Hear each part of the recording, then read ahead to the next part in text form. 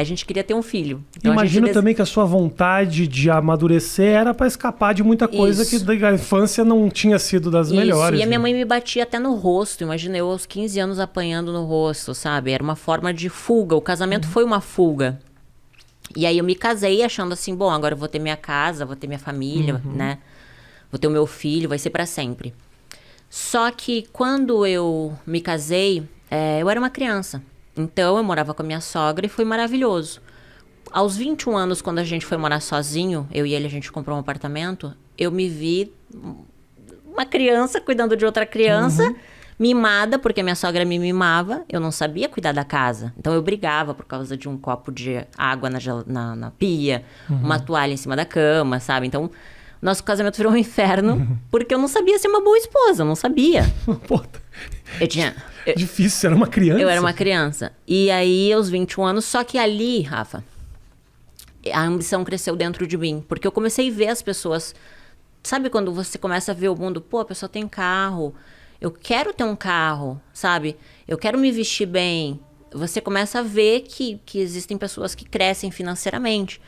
Então, eu era coordenadora de RH de uma empresa de marketing promocional em Porto Alegre. Eu comecei como demonstradora no supermercado. E como eu sempre fui muito comunicativa e feliz, assim, sabe? A empresa que eu trabalhava me contratou como recepcionista, depois auxiliar do RH e depois coordenação do RH, mesmo sem faculdade. E aí eu dava o meu melhor, sabe? A primeira a entrar, a última a sair, sempre fiz direitinho o meu trabalho e sempre cresci assim. Aí com 21 anos, meu casamento acabou e aí eu me vi cheia de conta para pagar. Na época, eu contratava meninas para fazer evento nas feiras. Perfeito. E aí, quando eu falei com uma amiga minha, que eu tava com uma crise financeira, ela disse, olha, eu tenho uma amiga que fechou numa casa noturna e ganhou R$500. Eu disse, pá, R$500? O que ela fez? Ela tirou a roupa? Então eu vou tirar a roupa. Claro. Só que não foi bem o que aconteceu, né? Eu entrei... Eu não queria te interromper, essa história, ela tá muito bem contada, essa história, mas eu tenho um momento que a gente estava conversando, antes da gente trabalho na noite, que foi esse momento, teve um momento aqui que a gente estava conversando que você se emocionou, que foi quando você falou do começo dessa relação lá atrás. Por que especificamente esse ponto é um ponto muito sensível para você? Desculpa te interromper. Na verdade, assim, quando mexe muito na infância, é muito difícil, né, Rafa? Porque eu acho que tantos problemas no nosso futuro são evitados quando você tem uma base, entende? Só que não adianta ficar buscando culpados, porque eu digo assim, ó, ninguém nasce mal, as pessoas se tornam más, né? Um bebezinho não nasce um bandido, ele se torna um. Pelo meio que ele vive, pelas escolhas, né, que ele faz.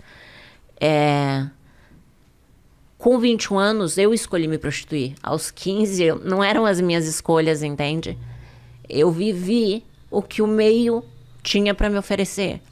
Então, falar disso não é escolher, porque eu escolho as coisas ruins, eu vou colher as coisas ruins. Mas você já nascer no meio de coisas ruins é muito difícil. Claro. Então, falar disso é bem difícil, sabe? Quando eu fui fazer o livro Morri para Viver, foi muito difícil. Porque foi mexer em coisas que é difícil de falar. Pô, imagina você vai falar que tua primeira relação sexual foi com o teu meu irmão. Eu já declarei que o primeiro orgasmo que eu tive foi com o cachorro da vizinha aos 11 anos, porque a vizinha trouxe o cachorrinho pra fazer sexo oral em mim. E são coisas que eu falo, 11 anos. São coisas que eu falo, Rafa, por quê? Porque me trouxe culpa há muito tempo. Durante muito tempo, a culpa, ela tava me matando. Falar sobre isso e ajudar as pessoas que ainda vivem esses traumas. Com certeza, entende? Claro. Porque a sociedade, ela é uma sociedade que ela te cobra ser o melhor, ter o melhor, ser o mais inteligente, ter a melhor faculdade, né? Como se você fosse só valer algo se você tem aquilo que o mundo fala que você tem que ter. E, na verdade, eu sou uma pessoa que não sou nada no mundo, entende? Mas eu entendi que, às vezes, quando a gente fala sobre determinados assuntos, você ajuda a curar feridas. Quando você fala o que você sofreu, você tira um peso de dentro de você, você tira uma pedra que muitas vezes te leva à depressão. E você escondeu essas histórias durante muito tempo? Esconder durante muito tempo. Então, hoje eu entendo escrevendo livro, fazendo acompanhamento com psicólogo, com psiquiatra, eu consegui entender que, na verdade, muitas das minhas emoções estão relacionadas à minha infância, né? Estão relacionadas aos meus traumas, à rejeição. Eu sempre tive muito medo da rejeição. Então, eu já rejeitava com medo de ser rejeitada. Eu não conseguia ter relacionamentos duradouros com homens, porque eu fui abusada sexualmente, então eu não conseguia confiar em homem. Então, eu vi que muitas coisas que aconteciam na minha vida era uma bagagem que eu levava, uma mochila nas minhas costas. Então, quando eu fiz o livro Morrer para Viver, foi justamente botar esse lixo para fora, sabe? Foi entender que, assim, eu não posso mudar o passado. Claro. Ele existe. Só que eu posso fazer novas escolhas, entende? Eu não sou aquilo. Eu vivi aquilo, sim. Por algum momento eu vivi e fui isso, mas hoje eu decido não ser mais. E acho que é importante que você também entenda que foi um passado duro, que não dá para simplesmente desconsiderar de que você realmente sofreu, porque não basta só você falar, é você também entender o significado. Me parece que o fato de você entender que o seu passado foi duro faz com que você consiga olhar para frente melhor, porque também só contar essa história de uma maneira quase que não tivesse acontecido com você, também não sei se daria o mesmo resultado. Eu acho, Rafa, que todos nós, a gente tem um propósito, sabe? No mundo, sabe? Eu acho que Deus é vivo, que Deus existe.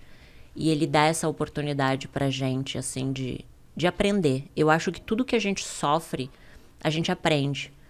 E hoje, olhando tudo que eu passei, eu vejo que mesmo a dor ensinou.